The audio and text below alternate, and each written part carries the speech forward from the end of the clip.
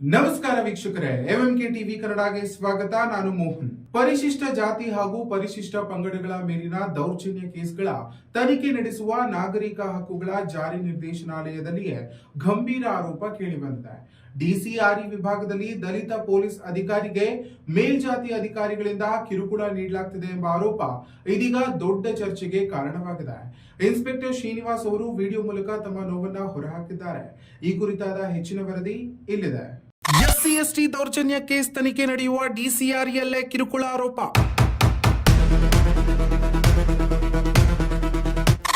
ದಲಿತ police ಅಧಿಕಾರಿಗೆ ಮೇಲ್ಜಾತಿ ಅಧಿಕಾರಿಗಳಿಂದ ಹಿಂಸೆ, ವಿಡಿಯೋ ವೈರಲ್.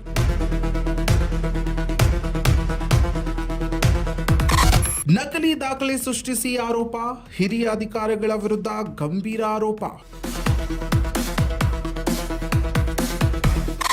ಯಾವುದೇ ಅವಘಡಕ್ಕೂ ನೀವೇ ಹೊಣೆ, ಸರ್ಕಾರಕ್ಕೆ ಇನ್ಸ್ಪೆಕ್ಟರ್ ಎಚ್ಚರಿಕೆ. ಯಾವುದೇ ಅವಘಡ ಸಂಭವಿಸಿದ್ರೆ ನೇರ ತಾವೇ ಹೊಣೆಗಾರರು. ಪರಿಶಿಷ್ಟ ಜಾತಿ ಹಾಗೂ ಪರಿಶಿಷ್ಟ ಪಂಗಡಗಳ ಮೇಲಿನ ದೌರ್ಜನ್ಯ ಕೇಸ್ಗಳ ತನಿಖೆ ನಡೆಸುವ ನಾಗರಿಕ ಹಕ್ಕುಗಳ ಜಾರಿ ನಿರ್ದೇಶನಾಲಯದಲ್ಲಿಯೇ ಇದೀಗ ಗಂಭೀರ ವಿವಾದ ಸ್ಫೋಟಗೊಂಡಿದೆ. ಡಿಸಿಆರ್ಇ ವಿಭಾಗದಲ್ಲಿ ಕಾರ್ಯನಿರ್ವಹಿಸುತ್ತಿರುವ ಇನ್ಸ್ಪೆಕ್ಟರ್ ಶ್ರೀನಿವಾಸ್ ಅವರು ತಮ್ಮ ಮೇಲಿರುವ ಕಿರುಕುಳದ ಬಗ್ಗೆ ವಿಡಿಯೋ ಮೂಲಕ ಗಂಭೀರ ಆರೋಪಗಳನ್ನು ಮಾಡಿದ್ದಾರೆ. ದಲಿತ ಅಧಿಕಾರಿಯಾಗಿರುವ ತಮ್ಮ ಮೇಲೆ ಮೇಲ್ಜಾತಿಯ ಅಧಿಕಾರಿಗಳು ನಿರಂತರ ಒತ್ತಡ ಹಾಗೂ ಹಿಂಸೆ ನೀಡುತ್ತಿದ್ದಾರೆ ಎಂದು ಅವರು ಆರೋಪಿಸಿದ್ದಾರೆ. ವಿಶೇಷವಾಗಿ ಎಸ್ಪಿ ಕರಿಬಸವನಗೌಡ ಹಾಗೂ ಡಿವೈಎಸ್ಪಿ ಮಹೇಶ್ವರ ಗೌಡ ಅವರ ಹೆಸರುಗಳನ್ನು ಉಲ್ಲೇಖಿಸಿ ನಕಲಿ ದಾಖಲೆ ಸೃಷ್ಟಿಸಿ ಕಾನೂನು ಬಾಹಿರವಾಗಿ ತಮ್ಮನ್ನು ಬಿಡುಗಡೆ ಮಾಡಿದಂತೆ ತೋರಿಸಲಾಗಿದೆ ಎಂದು ಹೇಳಿದ್ದಾರೆ. ಶ್ರೀನಿವಾಸ್ ಅಂತ police inspector, DCRE west police station. Sir, ಇತ್ತೀಚೆಗೆ ಯಾಕೋ ಮನಸ್ಸಿಗೆ ಭಾಳ ಬೇಸರ ಆಗ್ತದೆ. ಪೊಲೀಸು ಇಲಾಖೆ ಅಲ್ಲಿ ಮತ್ತು ದಲಿತರ ಪರವಾಗಿ ಕೆಲಸ ಮಾಡೋದೇ ದೊಡ್ಡ ತಪ್ಪು ಅನಿಸುತ್ತೆ. ಅದರಲ್ಲೂ ನಾವು ದಲಿತ ಅಂತ ಹೇಳ್ಬಿಟ್ಟು ಸಾಕಷ್ಟು ಕೆಲಸ ಕಾರ್ಯಗಳೆಲ್ಲ ಮಾಡ್ಕೊಂಬರ್ತಾಯಿದ್ದೀವಿ ಸರ್. ಏನು ಅಂತ ಗೊತ್ತಿಲ್ಲ ಸರ್. ಮೊನ್ನೆ ತಾವೇ ಆದೇಶ ಮಾಡಿದ್ವಿ, ಮಾರ್ಚ್ 24ನೇ ತಾರೀಕು ಆದೇಶ ಮಾಡಿ ನನಗೆ ಉಡುಪಿಗೆ ವರ್ಗಾವಣೆ ಮಾಡಿದ್ವಿ ಸರ್. ಅದ್ರ ವಿರುದ್ಧ ನಾನು ಕೆ ಟಿ ಆಡಳಿತ ನ್ಯಾಯಮಂಡಳಿ ನಾಟ್ ರಿಲೀವ್ಡ್ ಅಂತ ಸ್ಟೇ ತೊಗೊಂಡಿದ್ದೀನಿ ಸರ್. ನನಗೆ ಅಧಿಕೃತವಾಗಿ ಇವತ್ತರೆಗೂ ಡಿಸಿಆರ್ಇಯಿಂದ ಯಾರೂ ಬಿಡುಗಡೆ ಮಾಡಿಲ್ಲ ಸರ್.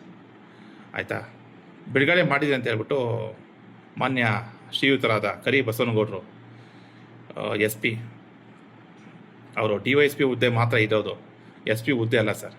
ಅದನ್ನು ರಾಜ್ಯ ಸರ್ಕಾರದವ್ರು ಕೊಟ್ಟಿರ್ತಕ್ಕಂಥದ್ದು ಒಂದು ವರದಾನ ಅಂತ ಹೇಳ್ಬೋದು. ಅದನ್ನು ಅವರು ಎಸ್ ಪಿ ಅಂತ ನಾನೇ ನೇರ IPS ಅಧಿಕಾರಿ ಅಂತ ಬಿಂಬಿಸ್ಕೊಂಡು ಮತ್ತು ಅವರ ಕೆಳ ಹಂತದ ಅಧೀನ DYSP ಆದಂಥ ಶ್ರೀ ಮಹೇಶ್ವರ ಗೌಡರವರು ಅವರು ಸಹ ನನಗೆ KIT ಆದೇಶಕ್ಕೆ ವಿರುದ್ಧವಾಗಿ ಬಿಡುಗಡೆ ಮಾಡಿದ್ದೀನಿ ಅಂತ ಹೇಳ್ಬಿಟ್ಟು ತಮಗೆ ನಕಲಿ ದಾಖಲೆ ಸೃಷ್ಟಿಸಿ ತಮಗೆ ರವಾನಿಸಿದೆ ಸರ್. ಇನ್ನು ಶ್ರೀನಿವಾಸ್ ಅವರ ಪ್ರಕಾರ KET ಆದೇಶದ ವಿರುದ್ಧವಾಗಿ ಅಧಿಕಾರಿಗಳು ನಡೆದುಕೊಂಡಿದ್ದಾರೆ. ತಾವು ಅಧಿಕೃತವಾಗಿ ಬಿಡುಗಡೆ ಆಗದೇ ಇದ್ರೂ ಕಾಗದಗಳಲ್ಲಿ ಬಿಡುಗಡೆ ಮಾಡಿದಂತೆ ತೋರಿಸಿ ತಮ್ಮ ಮೇಲೆ ಒತ್ತಡ ತರುವ ಪ್ರಯತ್ನ ನಡೆದಿದೆ ಎಂದು ದೂರಿದ್ದಾರೆ. ಇದಷ್ಟೇ ಅಲ್ಲದೆ SC/ST ದೌರ್ಜನ್ಯ ಪ್ರಕರಣಗಳ ತನಿಖೆ ನಡೆಯುವ ಡಿಸಿಆರ್ಇ ವಿಭಾಗದಲ್ಲೇ ಈ ರೀತಿಯ ಕಿರುಕುಳ ನಡೆಯುತ್ತಿರುವುದು ಆತಂಕಕಾರಿ ಬೆಳವಣಿಗೆ ಎಂದು ಹೇಳಿದ್ದಾರೆ. ತಮ್ಮ 20 ವರ್ಷಗಳ ಸೇವೆಯಲ್ಲಿ ಯಾವುದೇ ಕಪ್ಪು ಚುಕ್ಕೆ ಇಲ್ಲದೆ ಕೆಲಸ ಮಾಡಿದ್ದೇನೆ, ಆದರೆ ಈಗ ದಲಿತರ ಪರ ಕೆಲಸ ಮಾಡುವುದು ತಪ್ಪೆ ಎಂಬ ಅನಿಸಿಕೆ ಕೇಳಿಬರುತ್ತಿದೆ ಎಂದು ಅವರು ನೋವು ವ್ಯಕ್ತಪಡಿಸಿದ್ದಾರೆ. ಇದಕ್ಕೂ ಮೊದಲು ಅವರು SC/ST ಆಯೋಗದ ಹಾಗೂ ಸದನ ಸಮಿತಿಗೂ 18 ಅಂಶಗಳ ಮನವಿ ಸಲ್ಲಿಸಿದ್ರು. ಯಾವುದೇ ಕ್ರಮ ಕೈಗೊಳ್ಳಲಾಗಿಲ್ಲ ಎಂದು ತಿಳಿಸಿದ್ದಾರೆ. ಇತ್ತೀಚೆಗೆ ಸಣ್ಣ ಪ್ರಕರಣಕ್ಕೂ ಸಂಬಂಧಿಸಿದಂತೆ ಮೇಲ್ದರ್ಜೆಯ ಅಧಿಕಾರಿಗಳು ಒತ್ತಡ ತಂದು ತನಿಖೆ ನಡೆಸುವಂತೆ ಸೂಚಿಸಿರುವುದಾಗಿ ಆರೋಪಿಸಿದ್ದಾರೆ. ಇದು ಪೊಲೀಸ್ ಇಲಾಖೆಯ ಒಳಗಿನ ಪರಿಸ್ಥಿತಿಯನ್ನ ಬಯಲಿಗೆಳೆದಿದೆ ಎಂದು ಹೇಳಿದ್ದಾರೆ. ಇನ್ನೊಂದೆಡೆ ಈ ಘಟನೆಗಳಿಂದ ತಮ್ಮ ಕುಟುಂಬದ ಮೇಲೂ ಪರಿಣಾಮ ಬೀರಿದೆ ಎಂದು ಅವರು ನೋವು ವ್ಯಕ್ತಪಡಿಸಿದ್ದಾರೆ. ಆಗಿದೆ ಸರ್. ಇಲಾಖೆಯಲ್ಲಿ ಯಾವುದೇ ಕಪ್ಪು ಚುಕ್ಕೆ ಇಟ್ಕೊಂಡಿಲ್ಲ ಸರ್, ಇವತ್ತರೆಗೂ ಇಟ್ಕೊಂಡಿಲ್ಲ. ತಮ್ಮನ್ನು ನಾನು 3 ಸಲ ಬಂದು ಭೇಟಿ ಮಾಡಿದ್ದೀನಿ. ನಾನು ಮನವಿನೂ ಸಹ ಕೊಟ್ಟಿದ್ದೀನಿ, SC/ST ಆಯೋಗಕ್ಕೂ ಕೊಟ್ಟಿದ್ದೀನಿ ಸರ್, ಮತ್ತು ಸದನ ಸಮಿತಿಗೂ ಕೊಟ್ಟಿದ್ದೀನಿ ಸರ್. ಆಯ್ತಾ, ನಾನು ಯಾವುದೇ ಒಂದು ಕುಂದುಕೊರತೆಗಳಿಗೆ ಸ್ಪಂದಿಸ್ತಾ ಇಲ್ಲ. ನಾನು ಅದರಲ್ಲಿ ಕರೆಕ್ಟಾಗಿ ಪರ್ಟಿಕ್ಯುಲರಾಗಿ 18 ಅಂಶಗಳು ಹಾಕಿ ನಾನು ನನ್ನ ಕುಂದುಕೊರತೆಗಳ ಬಗ್ಗೆ ತನಿಖೆ ಆಗಲಿ ಅಂತ ಹೇಳ್ಬಿಟ್ಟು ತಮ್ಮನ್ನು ಹಾಗೂ ನಮ್ಮ DG and IGP ಮಹಾನಿರ್ದೇಶಕರು ಆಯಿತಾ, ಅಲ್ಲೂ ಸಹ ಮತ್ತು ಎಲ್ಲ ಇನ್ನಿತರ ಇಲಾಖೆಗಳಿಗೆಲ್ಲ ಕೇಳ್ಕೊಂಡಿದ್ದೀನಿ. ಇವತ್ತರೆಗೂ ಯಾವುದೇ ಕಾರಣಕ್ಕೂ ತಾವು ತನಿಖೆಗೆ ಆದೇಶ ಮಾಡಿಲ್ಲ ಸರ್. ಮೊನ್ನೆ ಯಾವುದೋ ಒಂದು ಸಣ್ಣ ಒಂದು ಪ್ರಕರಣಕ್ಕೆ ಸಂಬಂಧಪಟ್ಟಂಗೆ ಬೆಳಗಾವಿ SP ಅವ್ರನ್ನ ಕರೆಸ್ಬಿಟ್ಟು ಇದು ನನಗೆ ಇದು KIT ಆದೇಶ ವಿರುದ್ಧವಾಗಿ ಮತ್ತು ನಾನು SC/ST ಆಯೋಗದಲ್ಲಿ ವಿಚಾರಣೆಯಲ್ಲಿ ಇರಬೇಕಾದ್ರೂ ಸಹ ತಾವು ಪುನರಾವರ್ತನೆ ಮಾಡಿ ತನಿಖೆ ಮಾಡಿ ಎಲ್ಲ ದುಂಬಾಲ್ ಬಿದ್ದು ತಾವುಗಳು ದೊಡ್ಡವರು ದುಂಬಾಲ್ ಬಿದ್ದುಬಿಟ್ಟು ಎಲ್ಲ ವರದಿ ಕೊಡಿ ಅಂತ ಕೇಳ್ತಾ ಇದೆ ಸರ್. ಎಲ್ಲಿವರೆಗೂ ಬಂತು ಸರ್ ನಮ್ಮ ಪೊಲೀಸ್ ಇಲಾಖೆ ಸರ್? ಭಾಳಷ್ಟು ಬೇಸರ ಆಗಿದೆ ಸರ್. ನನ್ನ ಕುಟುಂಬಕ್ಕೆ ಭಾಳ ಘಾಸಿ ಆಗ್ತಾ ಇದೆ. ನಾನು ಏನು ಕೆಲಸ ಮಾಡಿದ್ದೀವಿ ಅಂತ ಹೇಳ್ಬಿಟ್ಟು ಇವತ್ತವರೆಗೂ DCRE ಸೆಲ್ಲಲ್ಲಿ ಆಯಿತಾ ಯಾವುದೇ ಒಬ್ಬ ದಲಿತರನ್ನು ಕೇಳ್ಬೋದು ಆಯಿತಾ. ನಿನ್ನೆವರೆಗೂ ಕರ್ತವ್ಯ ನಿರ್ವಹಿಸ್ಕೊಂಡು ಬರ್ತಾ ಇದ್ದೀನಿ. ಆದರೆ ನನಗೆ ಅಧಿಕೃತವಾಗಿ ಯಾವುದೇ ಒಂದು ಬಿಡುಗಡೆ ಆದೇಶ ತಾವಾಗಲಿ ತಮ್ಮ ಅಧಿಕಾರಿಗಳಾಗಲಿ ಮಾಡಿಲ್ಲ ಸರ್. ಮಾಡಿದ್ದೀನಿ ಅಂತ ಹೇಳಿದ್ರೆ ಅದು ನಕಲಿ ದಾಖಲೆ ಸರ್. ವಿಡಿಯೋದಲ್ಲಿ ಅವರು ಭಾವನಾತ್ಮಕವಾಗಿ ಮಾತನಾಡಿ ಯಾವುದೇ ಅವಘಡ ಸಂಭವಿಸಿದರೆ ಅದರ ನೇರ ಹೊಣೆ ಸರ್ಕಾರದ ಮೇಲಿರುತ್ತದೆ ಎಂದು ಎಚ್ಚರಿಕೆ ನೀಡುತ್ತಾರೆ. ಈ ನಡುವೆ SP ಕರಿಬಸವನಗೌಡ ಅವರು ಎಲ್ಲ ಆರೋಪಗಳನ್ನು ತಳ್ಳಿಹಾಕಿದ್ದು ತಮ್ಮ ವಿರುದ್ಧ ಯಾವುದೇ ಸಂಬಂಧವಿಲ್ಲ, ಇವೆಲ್ಲವೂ ಸುಳ್ಳು ಆರೋಪಗಳು ಎಂದು ಸ್ಪಷ್ಟನೆ ನೀಡುತ್ತಾರೆ. ಈ ಪ್ರಕರಣ ಇದೀಗ ಪೊಲೀಸ್ ಇಲಾಖೆಯೊಳಗಿನ ಗಂಭೀರ ಒಳವಿವಾದವನ್ನು ಹೊರಗೆ ತಂದಿದ್ದು ಸರ್ಕಾರ ಈ ಕುರಿತು ಯಾವ ಕ್ರಮ ಕೈಗೊಳ್ಳುತ್ತದೆ ಎಂಬುದು ಕುತೂಹಲ ಮೂಡಿಸಿದೆ. ನನ್ನ ದುಃಖ ತಪ್ಪದಿಂದ ಹೇಳ್ತಾ ಇದ್ದೀನಿ ಆಯಿತಾ. ನೊಂದಿರ್ತಕ್ಕಂಥ ದಲಿತ ಪೊಲೀಸ್ ಅಧಿಕಾರಿ ದುಃಖ ತಪ್ಪದಿಂದ ಹೇಳ್ತಾ ಇದ್ದೀನಿ, ಇಲ್ಲಿಗೆ ತಾವು ನಿಲ್ಲಿಸಿ.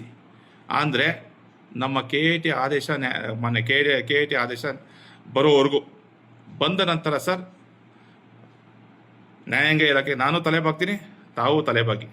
ತರಾತುರಿಯಲ್ಲಿ ಆಯಿತಾ ನನ್ನನ್ನು ಪಿತೂರಿ ಮಾಡಿ ಬೇರೆ ಏನಾದರೂ ತಮ್ಮ ಅಧೀನದ ಕೆಲಸ ಬಂದಿರಿದ್ರೆ ತಮಗೆ ಏನಾದರೂ ಆ ಥರ ಇದ್ದರೆ ದಯವಿಟ್ಟು ಇಲ್ಲಿಗೆ ಇದಿಷ್ಟೇ ಆಡ್ಬಿಡಿ.